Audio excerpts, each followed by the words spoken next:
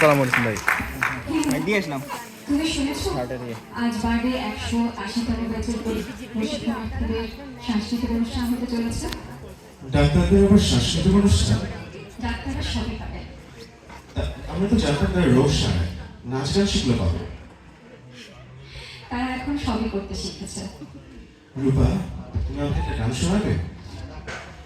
এখন থাক, এখন বরং আমরা আমাদের ব্যাচের একজন ডাক্তারের সমবেত কণ্ঠে একটি গান শুনে আসি।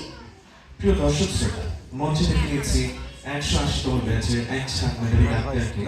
তাদের হুমায়ুন আহমেদের থিম অনুযায়ী আগাচ্ছিল, কিন্তু পরে গান শর্ট পড়ছে। শর্ট পড়ার পরে এখন গেটিস দিয়ে চালাইতেছে। সব হুমায়ুন আহমেদের উপর কথা ছিল।